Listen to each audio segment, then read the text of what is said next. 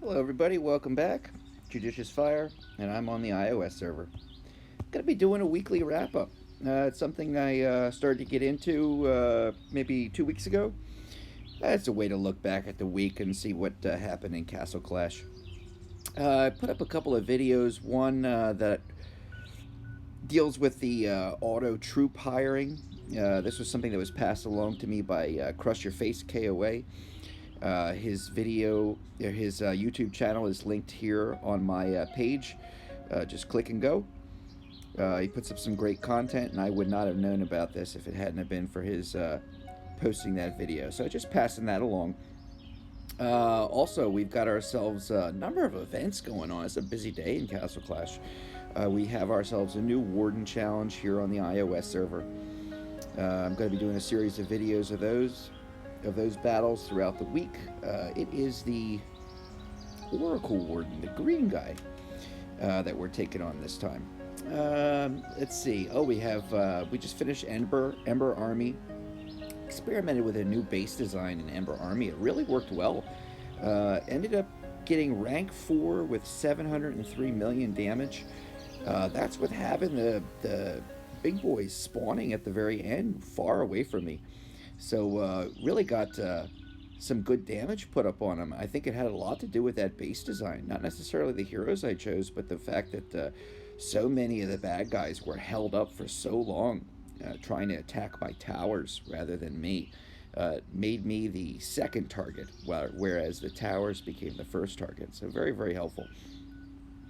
Let's see what else. I did my Guild Wars yesterday. I did not record. The Guild Wars was like 3 minutes. It was a quick video. It wasn't really something that I wanted to put up. But using some old school heroes and doing my thing, was actually able to get a personal best. I wish I would have recorded it. I should just record each one and then see how it is afterwards. But yeah, I ended up cracking the 11K. I've gotten the 10,900 and something, but I actually broke the 11K yesterday. So yeah, personal best. And not so much about points, really about attack style as far as I'm concerned. Not so much about rank. It's just the fact that you get up on the board and you're able to get your heroes to do what you intend them to do. That's really the great benefit. Come on. Oh, constantly running AJ5 to try to improve my scores. This is ongoing. It's not about the weekly wrap-ups. This is what I'm doing. I got third,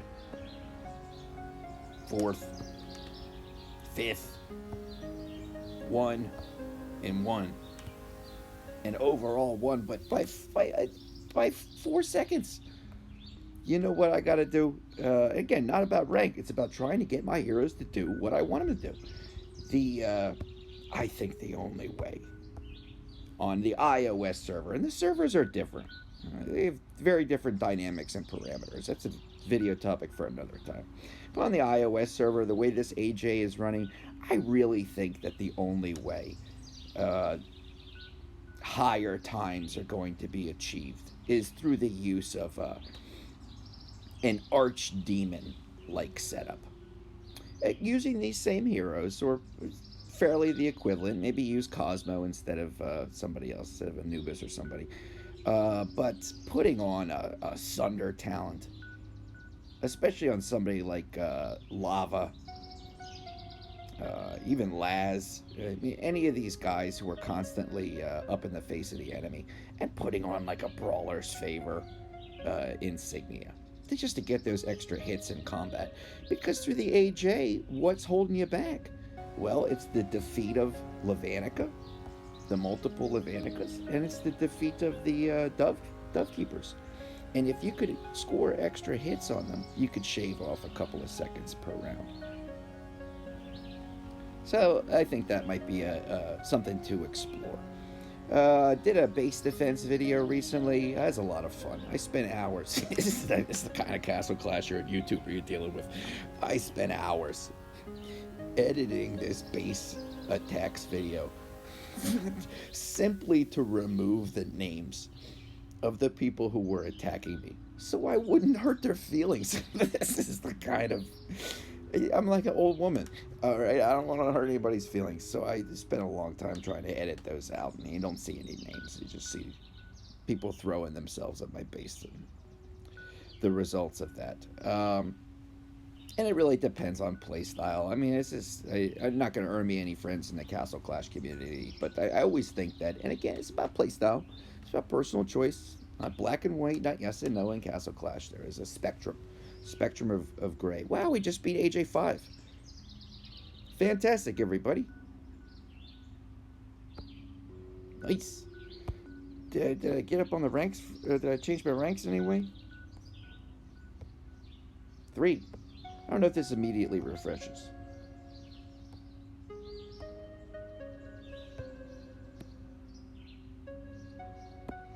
To give that a moment to refresh and see what happens. But my personal opinion, using base damaging pets and base damaging heroes, and using a Laz, and using a Ronin, and using troops, and using spells, and using a Serena or a Triantar to revive is unheard of. This is something that is, just my opinion, this is something that is done during freshman year. This is not even sophomore and beyond, and certainly not a grad student. Okay, so friends, what on earth? This is, you gotta drop your heroes at the edge of the base, and then kill the other 6 heroes. And then, after all the bad guys are dead, you leisurely stroll into the base. Well, either way, you're not going to change the meta in this game. That's just the way it goes. So yeah, I did a base defense video. I'm losing. I got 2 more runs. Doing AJ. I'll show my heroes and their setups at the end because we got a win during this.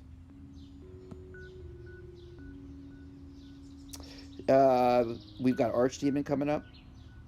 Probably tomorrow. Getting through Castle Crisis is such a labor-intensive process.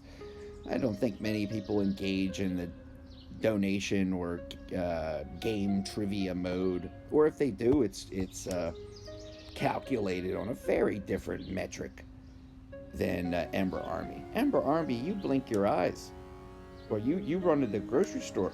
By the time you come back, Ember Army's over. But the donating gold and mana and the trivia challenge, that's 3 days of answering those questions and giving up your gold. But soon we'll cross over to our buddy the Archdemon and hopefully be able to do a decent job. It's always the question, do I run with Cosmo?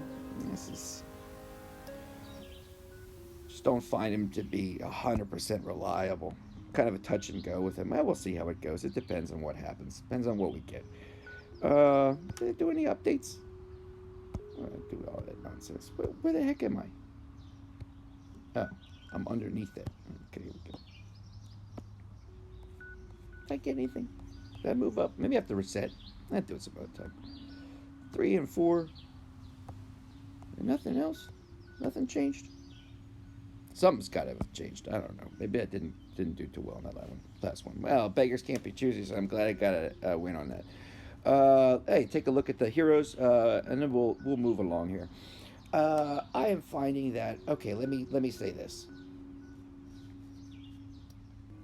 3 ways to run AJ that I've found in my personal experience running it. 1, the survival route. Do everything you can to keep your heroes alive. Defense-related talents and insignias. Healing pets. This can get you through. This is what I was trying to do. And then a good pal in the game, one of the best in the game, K9 Max, told me about Wicked Armor. That brings us then into our second possibility. And it's the Wicked Armor method. And I have found the most success with this. This is by far the best. Get you through and can get you to beat it a couple of times. Then there's the last method, which I mentioned recently, which is putting on a Sunder and putting on a brawler's favor. I know it sounds ridiculous, but that's for running speed trials and trying to up your time. Okay, so I would go probably what I went with today, which is a mix of option one and two, using wicked armor, but also using healing pets and healing related insignias to help balance that. So we got Rosa with the wicked, Rudolph for the heal,